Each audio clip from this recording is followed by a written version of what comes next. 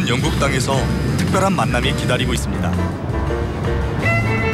그 만남이 기대되는 이정모 서울시립과학관장.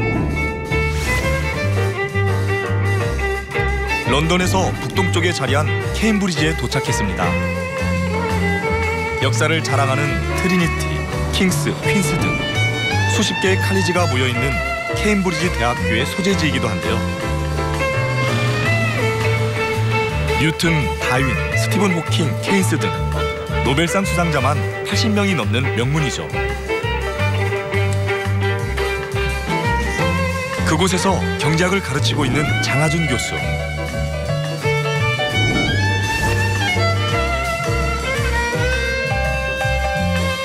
2003년 경제학의 대안을 제시한 경제학자에게 주는 미르달 상, 2005년 경제학의 지평을 넓힌 경제학자에게 주는 레온티에프 상을 수상했습니다.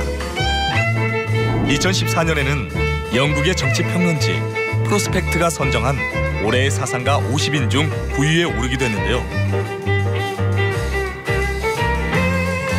한국이 낳은 세계적인 경제학자로 인정받고 있습니다. 장하준 교수는 주류 경제학에서 흔히 사용하는 수학과 통계학을 동원한 어려운 경제 이론이 아닌 친숙한 대중의 경제학을 위한 저술 활동을 펼치고 있는데요. 역시 친숙한 대중의 생물학을 주장하는 이정모 관장과의 특별한 만남이 이루어졌습니다. 과학만큼은 어려운 경제학인데 왜 경제학자들은 경제학 대중화 운동, 대중의 경제학화 운동 이런 운동이 없는 걸까요?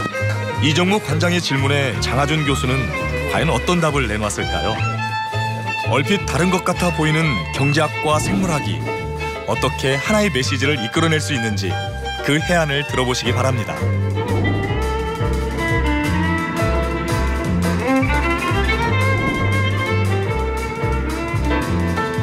네, 경제학 하면 많은 사람들이 어렵게 느끼죠.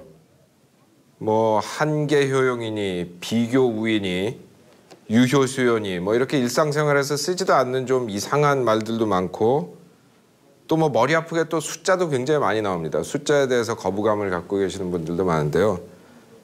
그리고 또 뭐 관심이 있어가지고 조금 더 배워보려고 뭐 제대로 된 경제학 책을 사면 뭐 수식의 도표에 아주 그냥 머리가 지끈지끈해지는데요.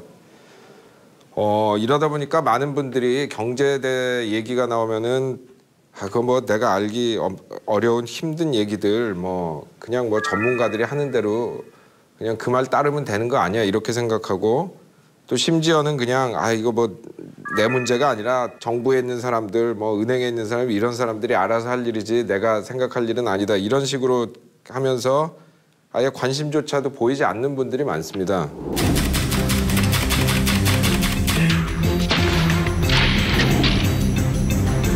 경제란 무엇일까? 우리 삶에 그 어떤 학문보다 밀접하게 관련돼 있지만 경제는 마치 수학이나 물리학처럼 어려운 단어들로 꽁꽁 무장해 일반인들의 접근을 허락하지 않는 눈 덮인 설산과도 같아 보입니다. 하지만 우리 삶과 뗄래야 뗄 수 없는 것이 경제입니다.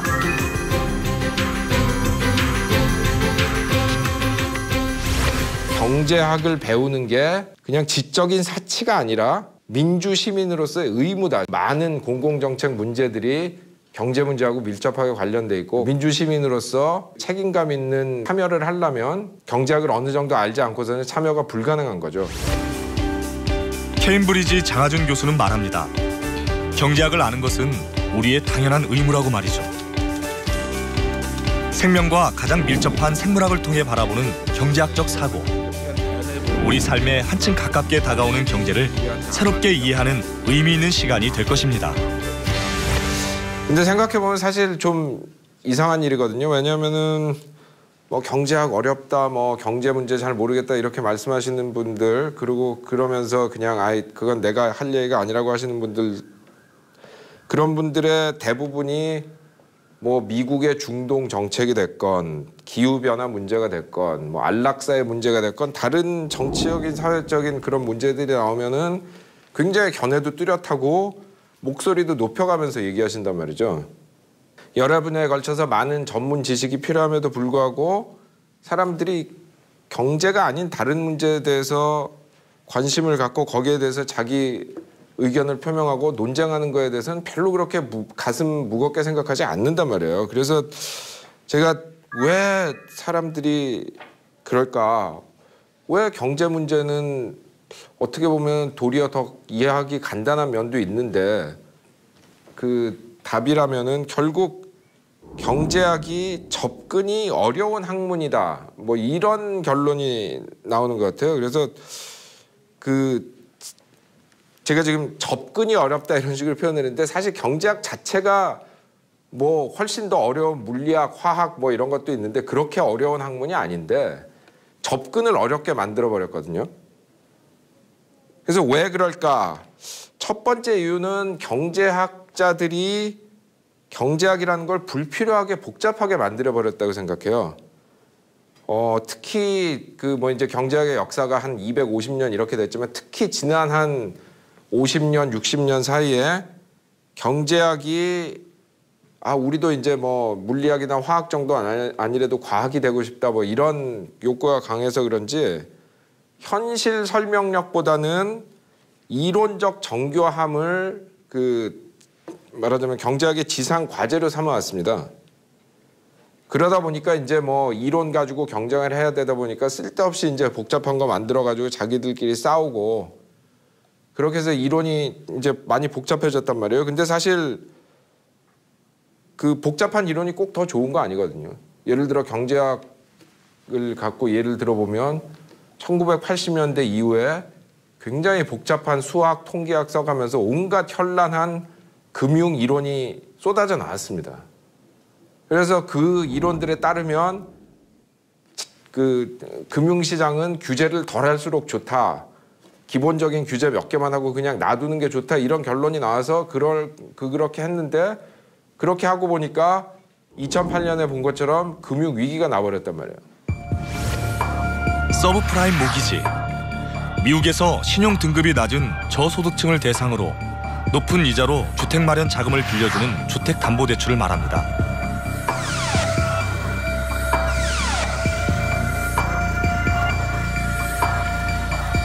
지난 2008년 미국에서 시작된 서브프라임 모기지 사태는 미국뿐만이 아니라 국제 금융시장에 연쇄적인 경제 위기를 불러오면서 세계 경제를 초토화시켰습니다.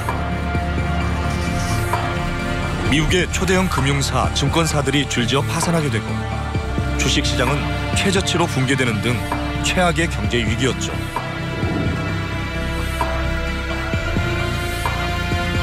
금리가 높아지면서 대출받은 사람들의 이자 부담이 급격하게 증가하고 원금은커녕 이자도 제대로 못 갚는 지경이 되었죠.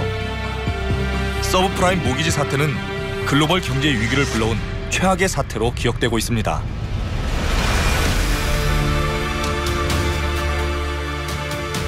그거에 더해서 또 두 번째로 경제학이 자꾸 이렇게 보통 사람들한테 어렵게 보이는 이유가 경제학자들이 일반인과 소통하려는 의지가 별로 없다고 저는 생각합니다. 뭐 한편으로 오만 때문이죠. 그러니까 우리가 하는 게 너무 어려워서 어차피 설명해봤자 보통 사람들이 이해도 못할 텐데 뭘 설명하냐. 뭐 그러다 보니까 예를 들어 뭐 제가 하듯이 뭐 언론에 이제 자주 기고를 한다던가 대중적인 서적을 쓴다던가 그러면 마치 이거는 굉장히 저급한 행동을 하는 것처럼 생각하는 경제학자들이 많아요. 단수나 오만보다 더 중요한 이유는 제 생각에는 경제학자들이 경제학이라는 걸 물리학이나 화학처럼 어떤 가치 중립적이고 답이 딱 나오는 그런 과학이라고 생각하기 때문이 아닌가 저는 그렇게 봅니다. 그래서 이 경제학은 과학이기 때문에 정답이 있고 학자들의 의무는 그냥 정답을 내서 사람들한테 가르쳐주면 되는 거지 그 사람들하고 굳이 소통을 하면서 얘기를 할 필요는 없다는 거예요. 근데 또 재밌는 게 최근에 나온 대중경제학 서적들을 보면 경제학이 그냥 뭐 과학이다 이런 차원에서 멈추는 게 아니라 모든 것을 설명할 수 있는 만능 학문이다 이런 주장을 명시적, 암시적으로 하는 경우가 많은데요. 뭐 명시적으로 하는 책도 많습니다. 그 최근에 나온 경제학 그 대중서적 중에 제일 많이 팔렸다고 하는 미국 시카고 대학 그 레빗 교수가 쓴 괴짜 경제학. 그다음에 또 뭐 그 정도 팔린 책은 아니지만 그 미국 뉴욕 타임즈에 기고하고 상당히 그 대중 하고 소통하는 걸로 유명한 그 미국 코넬 대학의 그 프랭크라는 교수가 있는데 로버트 프랭크라고 그분이 쓴 뭐 경제 박물학자 그다음에 영국 경제지인 그 파이낸셜 타임즈에 하포드라는 기자가 쓴 경제학 콘서트 뭐 이런 책들 보면 부재의 모든 것 영어로 하면 everything이라는 말이 들어가는 경우가 많아요. 그리고 경제학을 공부하는 학생들도 너 왜 경제학에 관심이 생겼냐고 물어보면 뭐 꼭 다수는 아니지만 일부에서는 경제학이라는 게 보니까 모든 걸 설명할 수 있는 학문이더라고요. 하다못해 뭐 요즘 보면은 미국 같은 데서는 뭐 경제학 갖고 데이트 잘해서 결혼 잘하는 법 뭐 이런 책도 있단 말이에요. 그래서 그런 거에 흥미를 느꼈다 얘기하는 학생도 많습니다. 근데 사실 생각해보면 이게 얼마나 기가 찬 얘기입니까? 세상에 모든 걸 설명할 수 있는 학문이 어디 있어요?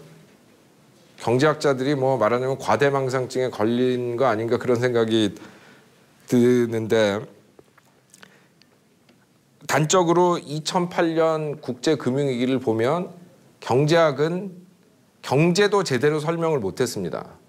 근데 자기 전공 분야라고는 경제도 제대로 설명 못하는 학문이 어떻게 감히 나는 모든 걸 설명할 수 있다 이렇게 얘기를 하는가 이제 그런 그 의아한 생각이 드는 거죠. 근데 가만히 생각해보면 이게 학문을 정의하는 방법으로서 굉장히 특이한 거 아닙니까? 경제학을 제외한 다른 모든 학문들은 자기의 경계를 연구 방법론이 아니라 연구 대상에 의해서 규정한단 말이에요. 그래서 화학이라는 거는 화학 물질을 연구하는 학문이고 생물학은 생명체를 연구하는 학문이고 정치학은 정치를 연구하는 학문이고 근데 경제학만 유별나게 연구 주제가 아닌 연구 방법, 즉 합리적 선택 이론, 연구 방법론으로 학문의 경계를 짓고 있는 겁니다. 편협한 이론, 그러니까 소위 이제 신고전파라는 그 주류 학파에서 쓰는 소위 합리적 선택 이론 그걸 가지고 특히 이제 그거를 주로 뭐 그것만 하는 거 아니지만 주로 수학하고 통계학을 사용해서 응용을 하는 거를 유일하게 경제학이 하는 방법이라고 보는 거예요. 그래서 제가 이제 어떤 식으로 표현하냐면 다른 학문들은 어떤 특정한 거, 뭐 생명체, 화학물질, 특정한 거를 다양한 방법으로 연구를 하는데 경제학은 모든 것을 굉장히 편협한 그런 방법으로 연구하는 굉장히 이상한 학문이 돼버렸다. 이제 저는 그렇게 생각합니다. 그래서 지금까지 이제 말씀드린 게 경제학이 다른 학문과는 굉장히 다르게 연구 대상이 아닌 연구 방법론으로 자신을 규정한다. 이제 이런 말씀을 드렸는데 그렇게 함으로써 생기는 또 하나의 중요한 부작용이 대부분의 경제학자들이 그렇기 때문에 경제학을 하는 이론이 옳은 게 딱 한 가지밖에 없다고 생각을 합니다. 경제학에는 요즘 주류를 이루고 있는 소위 신고전학파만 있는 게 아니라 고전학파, 마르크스학파, 케인즈학파, 슌페터학파, 오스트리아학파, 행태학파, 제도학파, 개발학파 이렇게 최소한 8개 학파가 더 있다고 말씀을 드렸어요. 그리고 사실 그 더 소규모 학파들까지 포함시키면 경제학의 학파라는 게 뭐 12개라고 할 수도 있고 15개라도 할 수 있습니다. 뭐 100개는 아니겠지만 뭐 20개까지 갈 수도 있고. 다양한 경제학 이론들은 경제를 과학적으로 분석할 수 있는 방법을 열었습니다. 18세기 이후 영국에서 발생한 산업혁명은 노동자라는 계급을 만들었고 이런 격변기를 지나면서 여러 경제학자들이 등장했죠. 먼저 근대 경제학의 아버지인 애덤 스미스에서 시작된 고전 경제학파. 고전 경제학파는 개인주의적인 자유경제체제를 옹호하고 국가의 개입을 적극 배제하는 자유방임주의를 주장했습니다. 칼 마르크스가 창시한 마르크스 경제학, 고전주의를 많이 계승한 마르크스 학파는 마르크스주의의 바탕을 둔 경제 사상인데요. 마르크스는 자본주의 발달 과정에서 기술 혁신이 갖는 중요성을 이해하고 이를 이론의 중심 요소로 삼은 경제학자였습니다. 19세기 후반 알프레드 마샬에 의해 창시된 신고전학파. 오늘날 경제학의 주류를 이루고 있는 근대 경제학의 한 이론 체계입니다. 20세기 가장 중요한 경제학자 존 메이너드 케인즈. 거시 경제학을 창시하고 경제학에 대한 정의를 바꿨습니다. 케인즈 경제학은 공공부문과 민간부문이 함께 중요한 역할을 하는 혼합 경제를 장려하고 있습니다.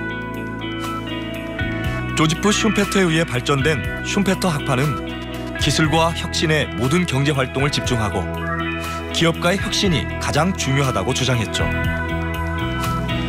다양한 경제학적 논쟁이 있다는 걸 인식하고 특정 경제 상황에서 어떤 경제학이 가장 도움이 되는지 판단할 수 있는 능력이 필요한데요. 이렇게 경제에 대한 비판적 시각을 갖출 수 있도록 경제학을 배워야 하는 것이죠.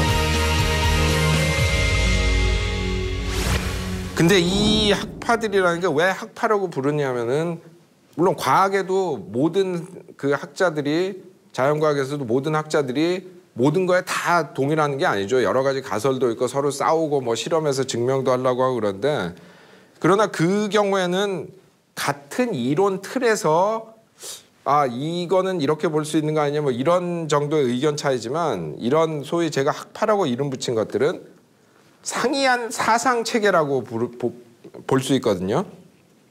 무슨 말씀이냐면 첫 번째로 우선 관심사가 많이 다릅니다. 그래서 소위 신고전파는 시장에서의 교환 그리고 소비 이런 데 관심이 많은데 마르크스 학파나 슌페터 학파는 생산에 관심이 많아요. 어떻게 기업이 기술 혁신을 하고 투자를 하고 물건을 더 많이 만들어내고 생산성을 높이고 이런 거에 그 관심을 더 갖고 있는 거죠. 이론화를 하는 방식도 서로 다릅니다. 그래서 똑같이 자유시장을 옹호한다고 하더라도 고전파라고 하면 이제 그 아담 스미스나 데이비드 리카도 뭐 이런 사람들 했던 경제학인데 경제를 계급의 집합체로 봅니다.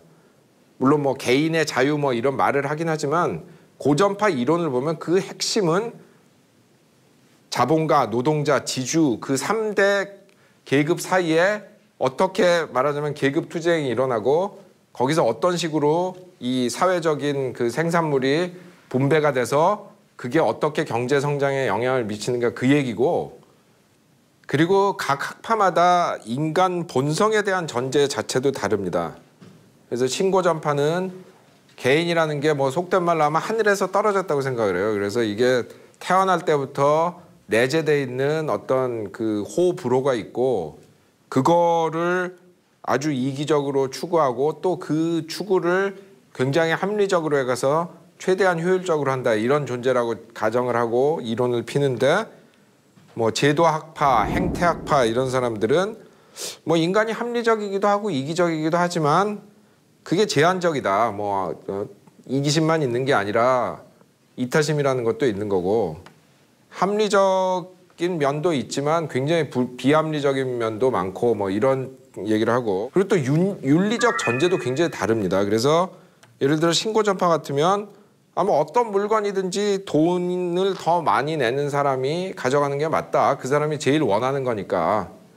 그렇게 하지만 뭐 마르크스 학파나 케인즈 학파 이런 데 속한 사람들은 뭐 모든 사람이 공평한 조건에 있다면 그게 맞는 말일지 모르겠지만 소득 분배가 불평등한 상황에서 그런 기준을 적용하면 가난한 사람들은 뭐 의식주 같은 기본적인 욕구마저 채우지 못하는 거 아니냐 이런 지적을 합니다. 실제로 뭐 최근에 그 빌 게이츠가 그 말라리아 퇴치에 돈을 많이 기부하기 전까지는 전 세계적으로 그 다이어트 그 약에 쓰는 연구비가 말라리아 약에 쓰는 연구비의 20배였어요. 그러니까 왜냐하면 다이어트 약은 주로 돈 많은 나라 사람들이 먹는 거고 말라리아는 주로 가난한 나라 사람들이 걸리기 때문에 돈이 없는 사람들은 아무리 자기들이 말라리아 약을 엄청 원해도 낼 수가 없는 거죠. 그래서 이제 그런 게 그 윤리적인 판단 자체도 그 똑같은 현상을 두고 신고전파하고 예를 들어 마르크스 학파나 뭐 케인즈 학파하고는 굉장히 다를 수 있고 또 예를 들어 신고전파 경제학에서 제일 중요하게 여기는 윤리적인 기준이라는 게 파레토 기준이라고 합니다. 이 파레토라는 사람이 20세기 초반에 이제 주로 활동했던 그 반 프랑스 반 이태리 이제 섞인 경제학자인데 이제 스위스에서 경제학 교수를 했죠. 근데 그 사람이 이제 주장한 게 뭐냐면은 그 파레토가 나오기 전까지는 주로 이제 그 경제학자들이 썼던 윤리적인 기준이 공리주의라 그래가지고 최대 다수의 최대 행복 뭐 이런 얘기하는 거 있잖아요. 그거였는데 파레토가 나와서 한 말이 근데 그렇게 하면은 다수의 이익을 위해서 소수를 희생시켜도 된단 말이냐. 그래서는 안 된다. 그래서 내놓은 새로운 윤리적 기준이 어떤 그 사회 현상이 있을 때 그게 한 사람이라도 해를 끼치면 아무리 많은 사람이 이익을 봐도 그게 사회적인 개선이라고 보면 안 된다. 그런 얘기를 했어요. 굉장히 중요한 윤리적인 그 기준이라고 보는데 그렇게 해야 사실 다수의 횡포로부터 소수를 보호할 수가 있거든요. 근데 문제는 뭐냐면은 이게 얼핏 보기에 굉장히 중립적인 것 같지만 사실은 기득권층에 유리한 윤리적 기준입니다. 왜냐하면 현 상태에서 누구 하나도 손해를 보게 하면 안 되기 때문에 그 현 상태에서 득을 보고 있는 사람들이 나 돈 많아도 세금 조금이라도 올려서 뭐 남 주겠다는 거 나 싫어 이렇게 얘기해버리면 그거를 도저히 할 수가 없거든요. 그 기준에 따르면. 그래서 뭐 저는 꼭 그 기준이 항상 맞다 항상 틀리다 이런 얘기를 하는 게 아니라 그런 특유의 윤리적 기준이 있다는 거죠.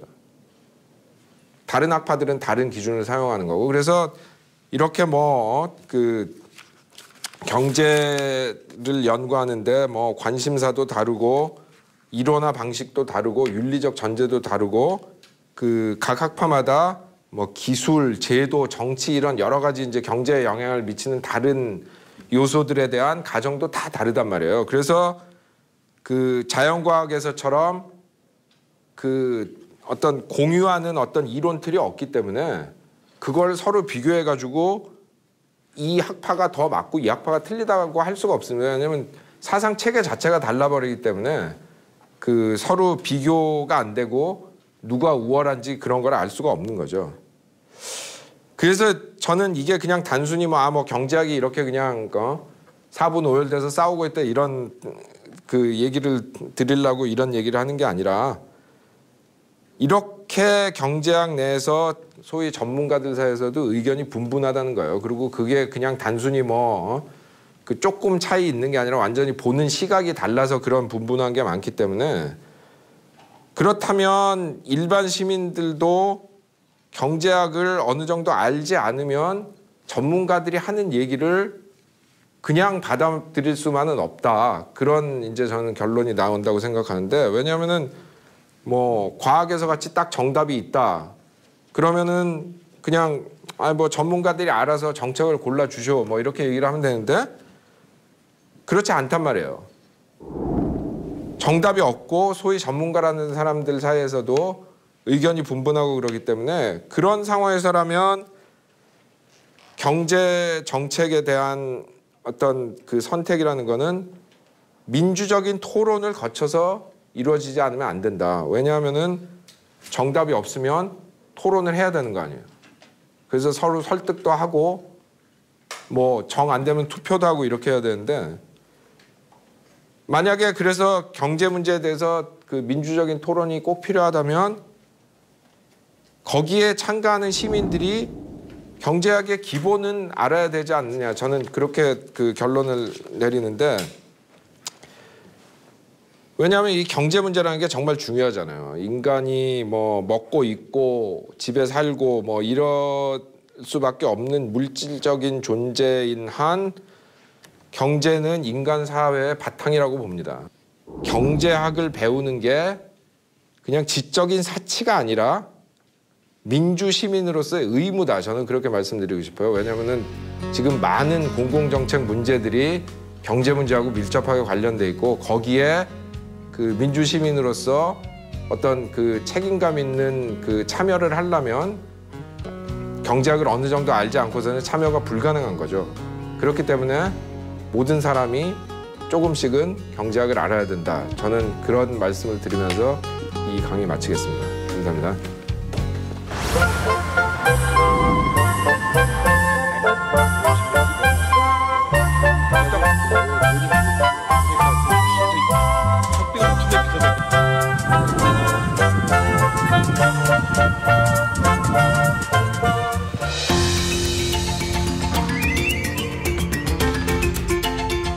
네, 선생님 강의 정말 재밌게 잘 들었습니다. 감사합니다. 네, 아까 선생님 말씀하시기에 경제는 왜 접근이 어려운 학문이다 네. 말씀하셨잖아요. 여러 가지 이유가 말씀하셨는데요. 네. 과학만큼이나 어려운 경제학인데 왜 경제학자들은 경제학 대중화 운동, 네. 대중의 뭐 경제학화 운동 네. 이런 운동이 없는 걸까요? 글쎄 뭐 경제학이 사실 뭐 물리학이나 뭐 화학, 생물학 이런 자연과학만큼 어렵겠습니까? 사실 그렇게 어려운 학문이 아닌데 제가 보기에는 이제 그 한편으로는 그 자신이 없어서 그런 것 같아요. 그러니까 뭐냐면은 이게 자세히 이렇게 간단하게 사람들한테 설명해주면 뭐 별것도 아닌데 왜 저런 거 가지고 그렇게 뭐 잘난 척하고 그랬어 이런 얘기 들을 것 같아서 도리어 이렇게 그 과학자들은 예를 들어 자기 얘기를 해도 보통 사람들이 뭐 그렇구나 하고 뭐 알려줘도 고맙다 할 것 같은 그 생각을 하실 텐데 경제학자들은 이거 잘못 알려줬다고 괜히 욕만 먹는 거 아닌가? 아니 근데 그건 이제 좀 뭐 반 농담으로 드린 말씀이고요. 제 생각에는 이 기본적인 그 자기 학문에 대한 그 태도 자체가 문제가 있는 것 같아요. 그러니까 이게 굉장히 어려운 거고 복잡한 거고 이게 뭐 보통 사람들이 자꾸 끼어들면은 도리어 안 되고 그러니까 이제 그 경제학 하는 사람이 맨날 뭐 많이 하는 얘기가 뭐 포퓰리즘 뭐 이런 얘기 많이 하거든요. 자기들이 생각할 때 자기 이론하고 좀 잘 안 맞고 그리고 특히 이제 그 일반 대중을 더 이렇게 잘해주자 하는 이런 이론은 그냥 뭐 그 정식으로 싸우는 게 아니라 포퓰리즘 이런 식으로 탁 치워버린다고. 그러니까 뭔가 그 주제 자체가 너무 우리 생활하고 가깝기 때문에 이거를 사람들이 알고 자꾸 그 거기에다 목소리를 내고 간섭하고 그러는 걸 싫어서 그런데 그 자신이 없어서 그런 거 아닌가. 사실 보면 관장님 말씀하신 대로 과학자들은 소통하려고 엄청 노력 많이 하거든요. 예. 여기 뭐 영국 런던 대학에 보면은 그 과학 소통 뭐 사이언스 커뮤니케이션 이런 과목도 있고 이 캠브리지도 매년 한 봄에 한 3주에 걸쳐 가지고 사이언스 페스티벌 이런 걸 해가지고 뭐 이제 강의 수준은 여러 가지지만 아주 뭐 대여섯 살 된 애들 와가지고 간단한 뭐 이렇게 실험해가지고 뭐 기본 원리 가르쳐 주는 것부터 시작해가지고 상당히 고급 뭐 고등학생 이상 이렇게 들을 수 있는 그 과학 그 좀 신이론 소개하는 강연 뭐 이런 것도 해가지고 굉장히 그 사람들을 끌어모으려는데 경제학 페스티벌 이런 거 들어본 적 없거든요. 과학 강연에서 주로 많이 하는 얘기들이 어떤 주제가 있으면 그걸 쭉 설명을 하다가 네. 과학자들이 봉착한 문제들을 알려줘요. 그러니까 우리의 한계는 여기다. 이 프론트에서 우리가 이런 고민들을 하고 있는데 만약에 시민들이나 젊은 친구가 있으면 너희들이 이제 도전할 곳은 여기부터라고 이제 이야기를 해주는 거죠.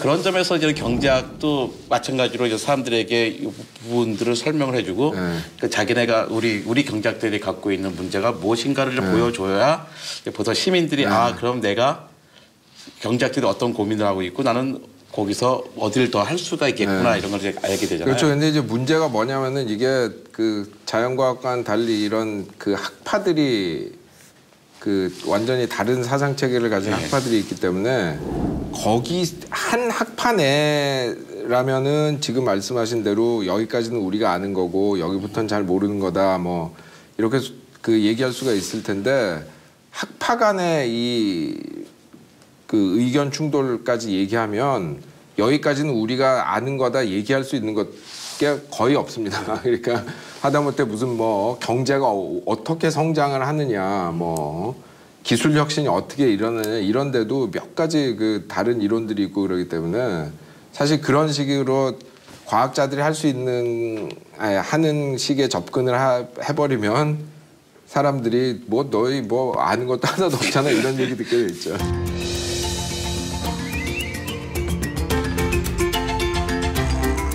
네, 이어지는 이야기인데요. 그 경제학에서는 콘센서스를 그냥 어떻게 이룰 수 있을까가 되게 네. 궁금해요. 그러니까 과학에서는 재현 가능성이라는 게 있잖아요. 그렇죠. 내가 하든 누가 하든 똑같은 결과가 나오기 예. 때문에 다 인정할 수 있는 건데 예. 경제학에서는 뭐 이런 식의 실험을 할 수가 없잖아요. 예.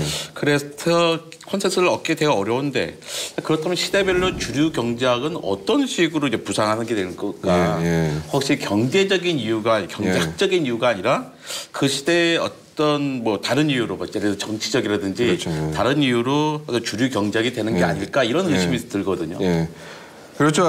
바로 정확히 보신 것 같아요. 왜냐하면은 그 말씀하신 대로 과학에 있어서 가장 중요한 그 판단 기준이 뭐가 맞냐 틀리냐에 따라 그게 재현 가능성인데 경제학에서는 그런 실험이 불가능하죠. 그러니까 아주 제한적인 거는 요즘은 좀 하는 사람도 있습니다. 예를 들어 뭐 그 인도 같은 나라의 그 교사들이 이렇게 무단 결근해 가지고 그 공부 그 애들 제대로 안 가르쳐 가지고 그 학력 성취도가 떨어지는데 그러면 그거를 예를 들어 돈을 그 주면 뭐 그 잘 나올까 아니면은 뭐 안 나오면 월급에서 까면 더 잘 나올까 뭐 이런 식의 그 하는 거를 이제 그 그룹을 두 개로 그냥 무작위로 나눠 가지고 뭐 하면서 이제 비교해 가지고 어떤 정책이 더 효과적이다 이제 그런 아주 제한적인 것들은 요즘은 실험을 조금 하긴 합니다. 근데 문제는 대부분 이 경제에서 우리가 중요하게 생각하는 문제들은 그런 실험을 가지고 그 증명하기가 힘들거든요. 그러니까 예를 들어 무슨 뭐 한미 FTA를 해야 되냐. 그러면은 그거를 모든 조건을 다 굳혀놓고 한미 FTA만 더하고 뭐 그래가지고 하는 게 좋다 안 하는 게 좋다 이게 얘기가 안 되잖아요. 예.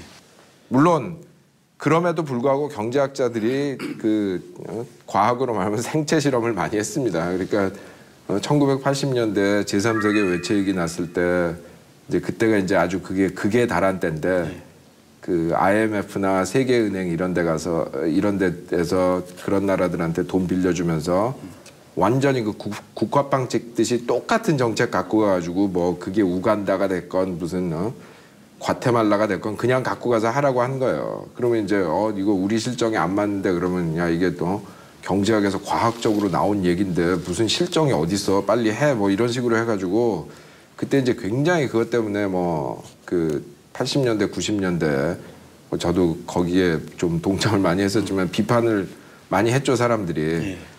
이제 뭐 그럼에도 불구하고 그 이제 실험을 하긴 하지만 그게 무슨 뭘 정확히 증명을 할 수 있는 실험이 아니잖아요. 그냥 그래가지고 자기네들 정책 결과 나쁘게 나오니까 뭐 갑자기 뭐 90년대 중반부터 이제 그런 IMF나 세계은행 지지하는 사람들이 이 아프리카에서 이런 정책이 실패한 게 정책이 나빠서가 아니라 그 나라들이 서로 뭐 인종 분쟁이 너무 심해서 그랬다. 아니면은 무슨 뭐 보니까 이 나라들이 뭐 내륙 국가고 이 국제 무역을 할 수 있는 조건이 안 돼서 그렇다면 이제 그때 막 그런 얘기 지어낸 거거든요. 그러니까 과학으로 얘기하면 옛날에 천동설을 기준으로 해가지고 그려놓은 지도에서 그게 지동설하고 안 맞으니까 막 이 원 더하고 뭐 그런 짓들을 한 거죠.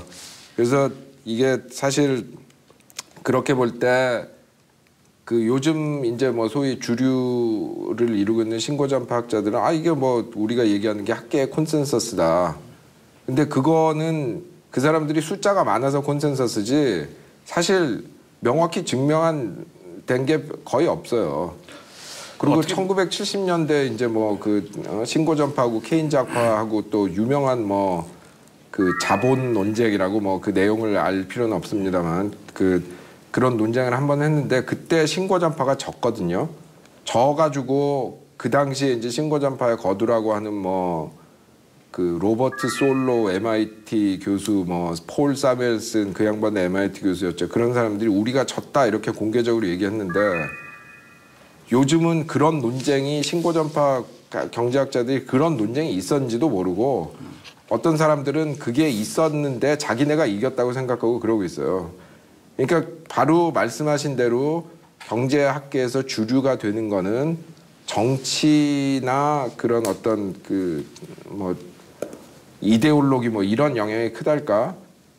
예를 들어 생각해 보십시오. 그 마르크스 경제학이 유럽에서는 하나도 유럽이나 미국에서 하나도 주류가 아니었는데 소련에서 그 혁명을 하면서 그게 거기 주류 경제학이 됐단 말이에요. 그렇죠.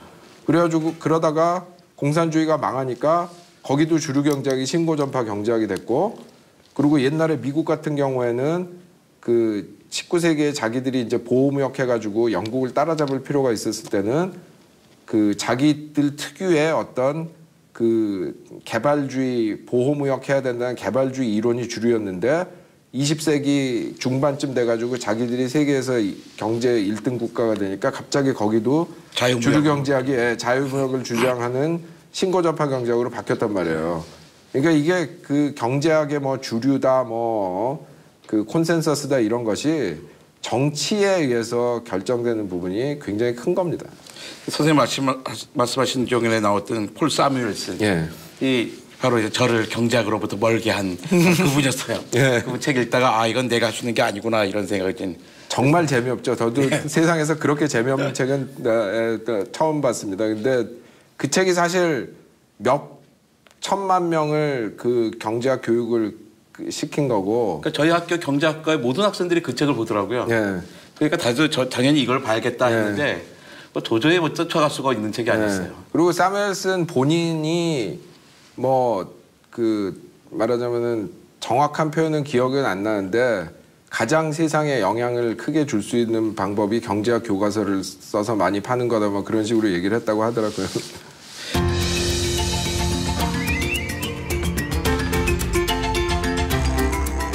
그러면 민주시민으로서 보통 사람들이 배워야 되는 경제학은 뭘까? 네. 그 어떤 식으로 접근을 해야 될까 하는 거죠.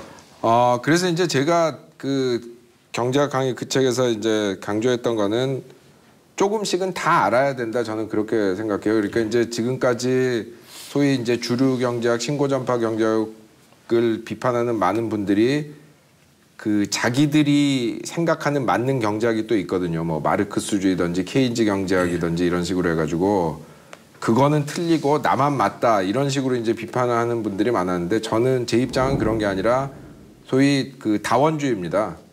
그 모든 이론이 아까도 말씀드렸지만 갖고 있는 관심도 다르고 갖고 있는 정치적 윤리적 전제도 다르고 인간에 대한 생각도 다르고 이러기 때문에 그 각각의 장단점이 있다는 거죠.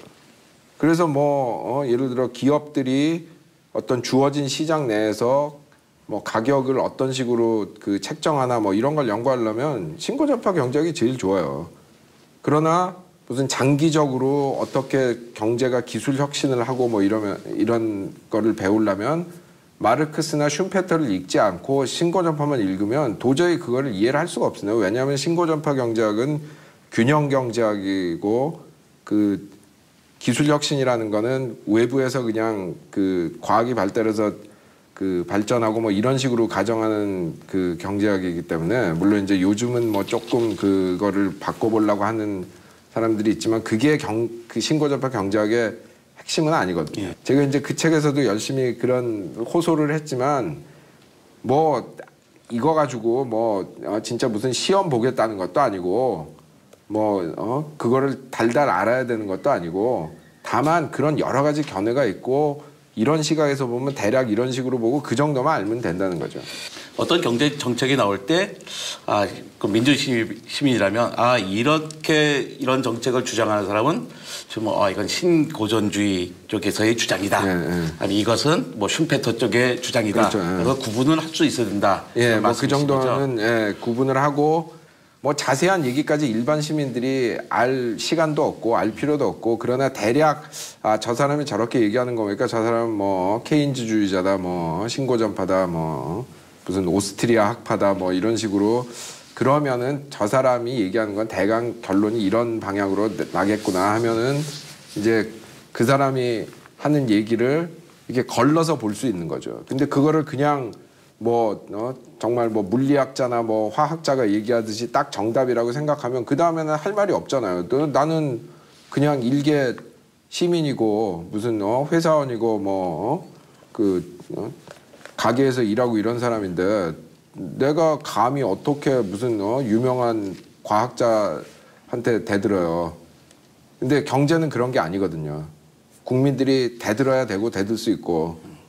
근데 거기서 판단 기준은 저 선생님이 어서 쓰셨던 것 같은데 이게 아마 우리나라 말은 아니고 당연히 본퀴노 이런 거 있었잖아요. 아, 쿠이보노. 예. 쿠이보노. 예. 쿠이보노. 그러니까 누구에게 예. 이익인가. 예. 그러니까 그게 가장 판단하기 좋은 것 같더라고요. 그렇죠. 우선 물어보고 시작을 해야 돼요. 여러 가지 정치적 윤리적인 전제를 깔고 한 거기 때문에 그 자기가 결론을 바꾸고 싶으면 그런 전제를 바꾸면 결론이 바꿔진단 말이죠. 그러면 왜 하필이면 그런 결론을 내렸냐 하면 뭔가 거기에서 자기가 이득을 본다거나 아니면 자기가 직접 이득을 보진 않다 그래도 자기가 지지하는 계층이 이득을 본다거나 뭐 좀 안 좋은 경우에는 자기가 말하자면 돈 받고 보고서 써주는 단체나 기업이 이익을 본다거나 뭐 이런 이유가 있는 거거든요. 물론 그런 특정한 그룹을 지지한다고 해가지고 그게 꼭 틀렸다는 건 아닙니다. 왜냐하면은 나도 내 입장에서 내 기준으로 생각하잖아요. 내가 예를 들어 가난한 사람인데 세금을 올려가지고 복지를 더 해주겠다 하면 나는 좋은 거 아닙니까? 근데 그렇다고 그게 꼭 맞는 거 아니거든요. 왜냐하면 내가 부자면 그건 난 또 나는 상대적으로 절대적으로는 아닐지 모르면 상대적으로 좀 더 손해를 볼 테니까 그냥 마치 뭐 이거 하면 다 좋은 것 같이 얘기하지만 사실은 누군가 더 이익 보는 사람이 있기 때문에 그게 뭔가를 잘 생각해봐야 되는 거예요. 저희 아버지는 돌아가시기 한 4년쯤 전부터는 세금을 한 번도 안 내셨어요. 네. 세금을 내실 일이 없었는데 불구하고 세금을 내리는 정책은 되게 좋아하시고 세금을 높이는 정책, 그러니까 보편적 복지 이런 데 막 화를 내셨거든요. 제가 매번 말씀드린 게 이거였거든요. 아니 아버지한테 왜 아버지가 거기에 화를 내시느냐 세금을 올리는 거에 대해서. 근데 우리 아버지는 원래 세금을 올리는 건 나쁜 거다라고 생각을 기본적으로 하시는 거죠. 근데 그게 우리 아버지뿐만 아니라 대부분의 사람들이 갖고 있는 생각인 것 같거든요. 메디케어라는 그 노인들 도와주는 의료보험이 있어요. 정부가 거기다 손대려고 하지 마라, 손 띄어라 하는데 그게 정부 프로그램이거든요. 근데 미국 그 의료 그 보험회사 이런 데서 하도 그냥 그 정부가 손대면 다 망한다 이렇게 악선전을 하니까 잘 모르는 노인들이 나와가지고 야 이거 지금 내가 이 메디케어 덕을 얼마를 보고 있는데 이거를 정부가 없애려고 하는 거라더라 뭐 해가지고 나와서 막 그거 없애지 말라고 데모하고 이랬는데 그 참 슬픈 얘기죠. 근데 그렇게만 단순하게 100% 설명할 수도 없어요. 왜냐하면 인간이라는 게 그 다들 말하자면 자기 나름대로 그 윤리적인 기준이 있잖아요. 그러니까 예를 들어 정말로 내가 그 세금을 더 걷어가지고 이렇게 그 복지를 확대하면은 내가 이익을 볼 사람이라고 하더라도 자기 윤리적인 기준에 안 맞으면 그거는 거부할 수 있는 거죠. 그러니까 이제 그런 식으로 좀 복잡한 얘기긴 하지만 많은 부분이 이렇게 그 일반 시민들께서 자꾸 잘못된 얘기를 듣고 그게 뭐 경제학에서 다 증명된 얘기라고 하니까 뭐 그냥 믿고 뭐 이런 그 측면 때문에 그런 결과가 나오는 면이 큽니다. 몇 차례 그 경제 위기가 있었잖아요. 최근에 금융 위기가 있고 다음부터는 사실 시민들이 약간 거기에서 이제 의아심을 많이 갖고 있는 것 같아요.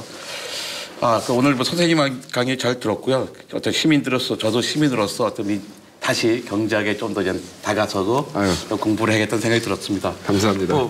마지막으로 한 말씀 더 하시죠.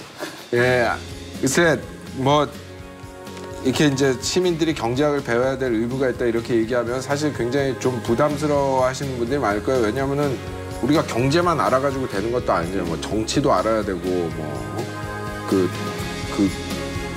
환경 문제 알려면은 또 뭐 과학도 알아야 되고 뭐 굉장히 알 게 많은데 지금 밥 먹고 살기도 바쁜데 언제 이걸 다 우리가 배워야 되냐 이렇게 말씀하시는 분들이 있는데 사실 맞습니다. 그 지금 그 하루하루 생활하기도 고달픈데 그런 거 다 배우라고 하는 게 좀 무리스러운 이야기인 건 알지만 그 진짜로 많이 배우진 못하더라도 이런 거를 내가 그래도 알아야 된다. 조금이라도 알아서 이게 그 견제하고 전문가들은 견제하고 이러는 게 민주시민의 도리다 이런 생각을 하시는 게 저는 중요하다고 생각하거든요. 바쁘면은 사실 뭐 못 배울 수도 있고 뭐 또 사람마다 관심이 다르니까 어떤 사람은 경제에 더 관심 있고 어떤 사람은 더 과학에 관심 있고 이럴 수 있잖아요. 그러니까 모든 분이 경제학을 좀 알아야 된다 이런 얘기가 꼭 책 몇 권 사서 읽으라 뭐 그러시라는 말이 아니라 그런 태도 자체를 아 이게 남의 일이 아니라 내 일이구나. 내가 민주시민으로서 이런 거를 항상 생각하고 조금이라도 알라고 할 의무가 있구나. 그렇게만 생각해 주시면 저는 되는 것 같아요. 네, 오늘 말씀 감사합니다. 감사합니다.